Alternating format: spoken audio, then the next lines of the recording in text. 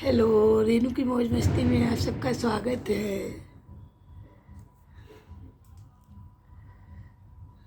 आप क्या कर रहे हैं? आज मैं बताऊंगी आपको छठ पूजा के बारे में।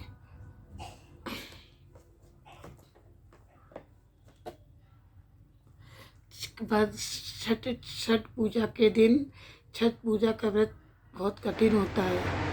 तो बताया जाता है छठ पूजा 3 दिन का व्रत होता है।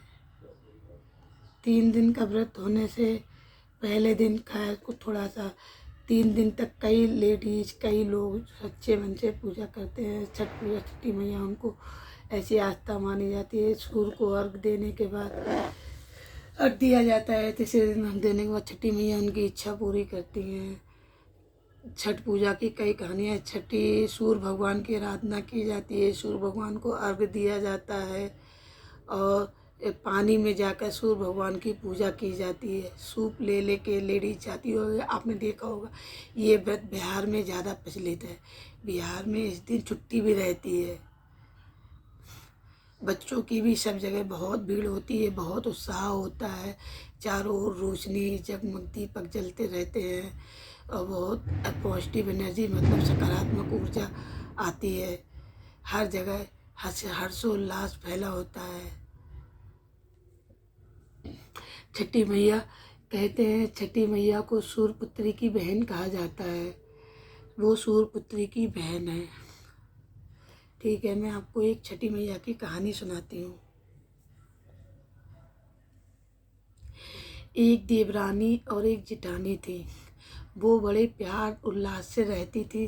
जेठानी थोड़ी हार्डलेस थी, मतलब थोड़ी ऐसे स्वभाव की थी, और देवरानी थोड़ी सॉफ्ट स्वभाव की थी। दोनों का बंटवारा अलग अलग रह गया। दोनों अपना अपना अपना भोजन अपना अपने आप से जीवन यापन करती थी।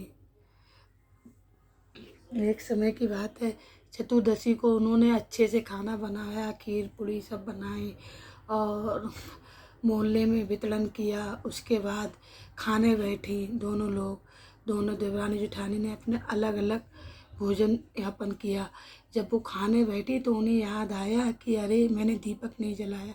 तो दोनों को ही ऐसा इत्तेफाक से हुआ, दोनों ही अपने अपने कमरों में दीपक जलाने गई। मंदिर में दीपक जलाने जैसे ही गई, वैसे ही क्या बोलते 2 कुत्ते आए और उनका भोजन जूठा कर दिया। तो जब देवरानी आई तो उसने कुत्ते को जूठा भोजन करते हुए देखा तो वो शॉक्ड हो गई। उसने कुछ नहीं कहा और उसने और भोजन उसको दे दिया। पर जेठानी ने जैसे ही देखा तो उसे बहुत गुस्सा आया। उसे गुस्सा आने के बाद वो इतना गुस्से में पागल हो गई, उसने कुत्ते को खूब मारा खूब मारा। उसकी कमरील की हड्डी टूट गई, उसका पैर टूट गया, उसका मुंह घायल हो गया। महा मुश्किल से वो बाहर निकल पाया रो रा के। दोनों कुत्ते जब बाहर निकले तब उन आपस में मिले। वो आपस में दोस्त थे। तब उन्होंने आपस में आकर कहा कि क्या हुआ। तब एक कुत्ते ने कहा, मेरी मालकिन ने तो मतलब मेरे जहाँ मैं गया खाने के लिए, उसने तो मुझे और खाने को दे दिया जो बचा था।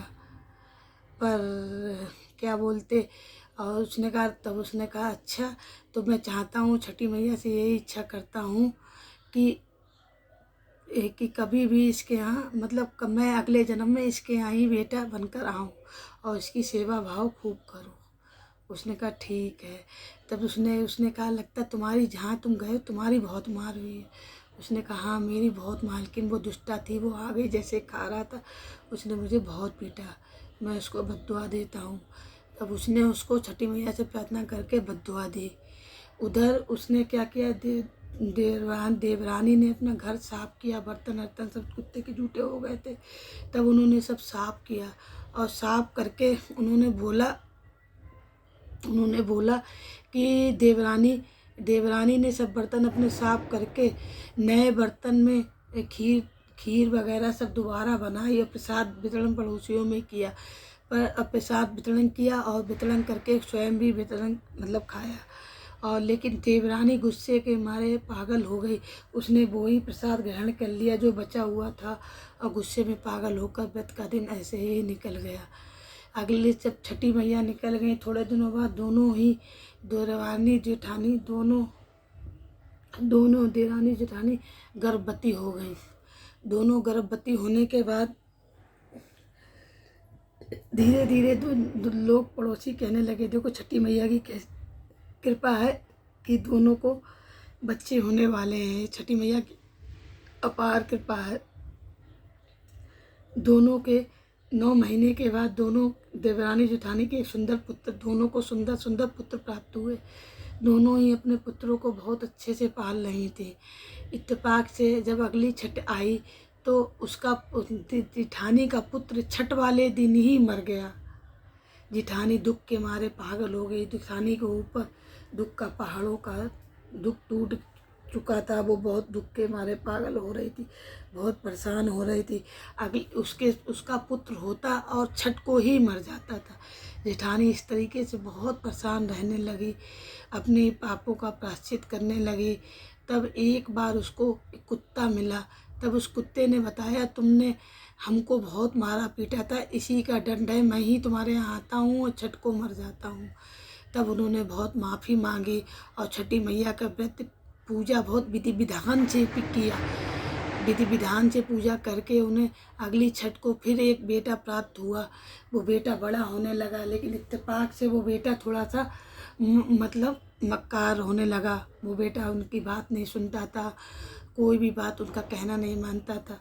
पर देवरानी का बड़ा भैया था, जो देवरानी का बेटा था, वो उसे अपने जीवन के पहले कई सारी बातें याद थी। तो इसलिए वो अपने छोटे भाई को बड़े प्यार से, अपनी बड़ी माँ का दुख देखकर उसने एक दिन अपने छोटे भाई को बड़े प्यार से समझाया, तुम ऐसा ऐसा ना किया करो, तुम्हारी माँ बहुत दुख झेल चुकी है, अभी भी पापों का प्रायश्चित कर रही है, तुम्हें ऐसा नहीं करना चाहिए। तो इस तरीके से उसने छठी मैया से प्रार्थना करी और उस बेटे को भी समझ में आ गया कि हमें ऐसा नहीं करना चाहिए। उसे अपने पूर्व जन्म याद आ गए और छठी मैया की कृपा से दोनों परिवार एक दूसरे के साथ मिलजुल कर सुख शांति सुख समृद्धि से रहने लगे। बोलो छठी मैया की जय। बोलो छठी मैया की जय।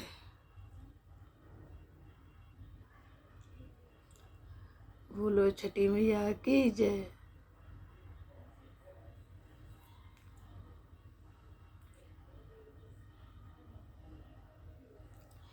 एक बार की बात है, एक बारी में चलो दूसरी सुना देती हूँ आपको। एक बार की बात है, एक गांव में सावित्री और उसका पति दीनानाथ दोनों मिलकर बहुत प्यार से रहते थे। उसके 3 बच्चे थे, 2 बेटियां थी, 1 बेटा था।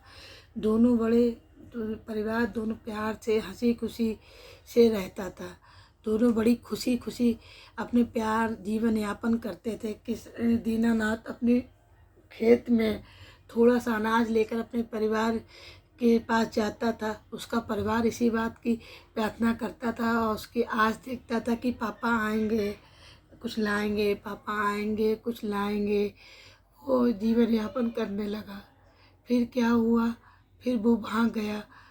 धीरे धीरे क्या हुआ, उसके पास क्षमता, दीनानाथ एक टाइम बीमार पड़ गया। बीमार होने से उसे काफ़ी दिन बीमार रहा।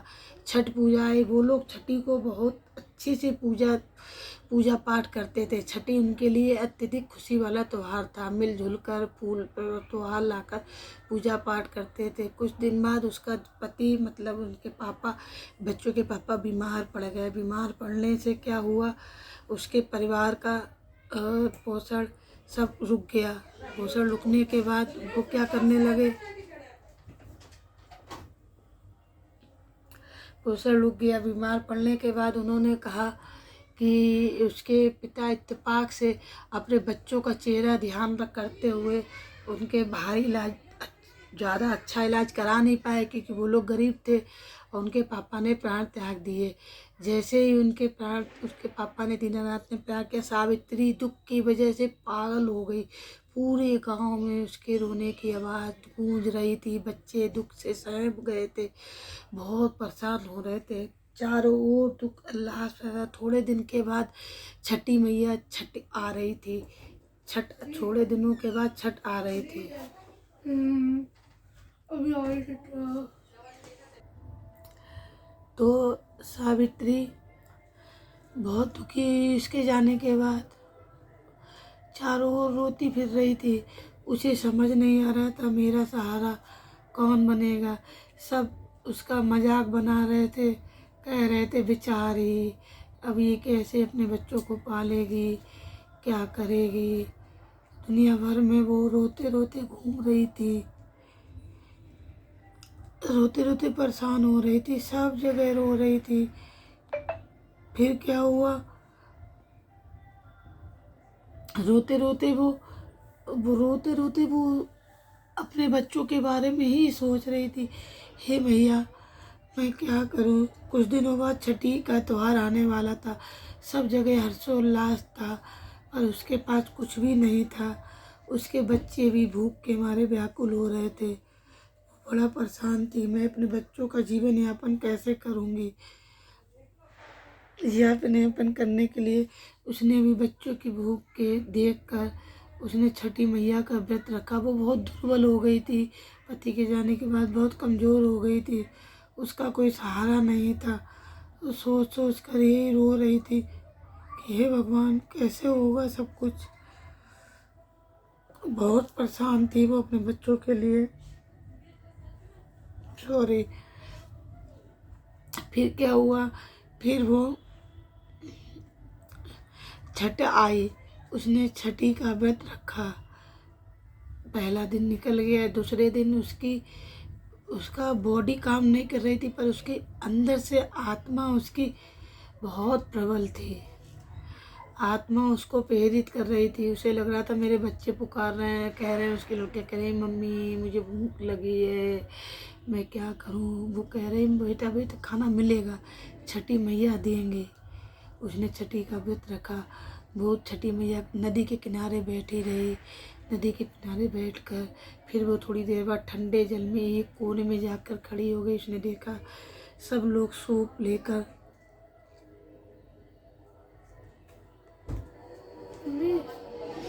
खिचड़ी रखने की कह रही थी आप। खिचड़ी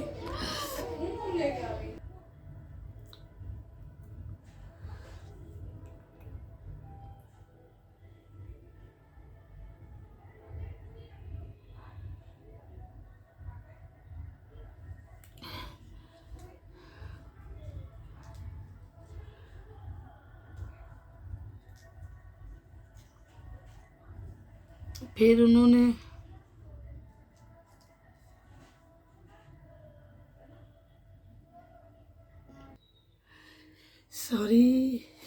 सावित्री ने बहुत परेशान थी, व्रत रखा। दूसरे दिन उसने पानी में वो शाम को सब लोग सूप लेकर सज धज कर अच्छे से आ जा रहे थे। वो लोग देख रहे थे, बहुत कई लोग आ जा रहे थे, देख रहे थे कि देखो ये कैसी है। मतलब कुछ मतलब कहते नहीं, एक कोई होता नहीं। आज भी ये सच्चाई है गाइस, कि अगर दुनिया में कोई भी ऐसा कुछ दिख जाता है तो हम उसके पे सिंपैथी जताते हैं। अदरवाइज क्या एक रीज़न ये भी है कि आज की पीरियड में कुछ पता नहीं होता क्या ट्रू है क्या। कुछ लोग ऐसे भी होते हैं जो फ्रॉड होते हैं। कुछ लोग उस चक्कर में उसकी रियल जो लोग होते हैं उसका दुख हम लोग नहीं जान पाते, कि हम लोगों को लगता है तो वो ही उस पीरियड में भी था। सब लोग सहानुभूति दिखा रहे थे लेकिन कोई भी उसके पास नहीं जा रहा था। वो पानी में अकेले खड़ी हो रही थी, पानी में खड़ी थी कोने में, और छठी मैया से प्रार्थना कर रही थी। उसके हाथ में ना सूप था, ना फल था, ना सुगंधित वस्त्र थे, ना सुगंधित कपड़े थे, ना सुगंधित फल थे। वो बस अकेले हाथ जोड़े हुए माँ का यमुना का मतलब पानी का जल लिए हाथों में भल भरे हुए, बस छठी मैया से अपने मन से ही। उसके बॉडी में इतनी ताकत नहीं थी, उसकी आत्मा ही बोल रही थी हे छठी मैया मेरे बच्चों का ध्यान रखना, हे छठी मैया मेरे बच्चों का ध्यान रखना, हे छठी मैया। ये कहते कहते उधर सब शाम में सब पूजा कर गए, सब जाने लगे। 2-4 लोग रह गए, सब जाने लगे। भी कह रहे बेचारी क्या होगा, बेचारी पागल हो गई। कोई पागल कह रहा था कुछ कर, लेकिन वो पानी में लगातार खड़ी थी। थोड़े टाइम बाद वो पानी से निकल कर ठंडी रेत पर लेट गई। उसे ऐसा लग रहा था कि ऐसा मानो लग रहा था कि उसकी अंतिम टाइम चल रहा है। वो बेहोश हो रही थी, होश में आ रही थी, फिर अपने बच्चों के बारे में सोच रही थी, छठी मैया का जाप कर रही थी, फिर होश में आ रही थी, फिर छठी मैया का जाप कर रही थी। ये कहते कहते सुबह हो गई, मतलब सूर्य निकलने का अर्घ का टाइम हो गया, सूर्य अर्घ का। तब उसकी आंखें खुली तो उसकी आंखें फटी की फटी रह गई। उसने देखा, वाओ, मतलब मैं कह सकती हूँ वाओ। वैसे वो सोचकर उसकी आंखों पर उसे अपना बिलीव नहीं हुआ। वो सोचने लगी ऐसा कैसे हो गया। वो कह रही थी, उसने आंखें अपनी ऐसे ऐसे करके मली और फिर मल कर कहीं कहीं सपना तो नहीं है। तो उसने देखा वास्तव में रियल है। उसके पास में खूब सारे सुगंधित दिए जलते हुए, टिमटिमाते हुए, खूब सारे फल, सूप, कपड़े, सुंदर सुंदर सुंदर सुंदर आए जा रहे थे। ऐसा लग रहा था कि उसे कोई अपने हाथों से उसे दे रहा है, हाथों से दे रहा है। ये सब देखकर कुछ गांव वाले भी, उस सुबह का टाइम हो गया था आज देने का, सब गांव वाले आने का टाइम हो गया, वो देख रहे थे और देख कर बड़े प्रसन्न हुए। इस तरीके से सावित्री, उस दिन से छठी मैया की उस पर ऐसी कृपा हुई, उस दिन से उसके बच्चे और वो कभी भूखी नहीं रही। उसकी भक्ति की और प्रशंसा उसकी दूर दूर तक होने लगी। इस तरीके से छठी मैया ने उसको और उसके बच्चों का धनदान वरदान खूब किया। बोलो छठी मैया की जय। जैसे उसके सावित्री का, जैसे जेठानी दरानी का, जैसे सभी का छठी मैया उद्धार करती हैं, जैसे आप सभी का भी उद्धार करें। बोलो छठी मैया की जय। रेनू की लाइव में आने के लिए आपका अच्छा लगता है, स्वागत है। एंड अब मैं जा रही हूँ। आपको कहानी अच्छी लगी है तो रेनू की मौज मस्ती को लाइक करिए, सब्सक्राइब करिए एंड कमेंट करिए एंड शेयर करिए बार बार। Bye bye, love you guys, see you. फिर मिलते हैं नेक्स्ट ब्लॉग में। Bye bye, Radhe Radhe.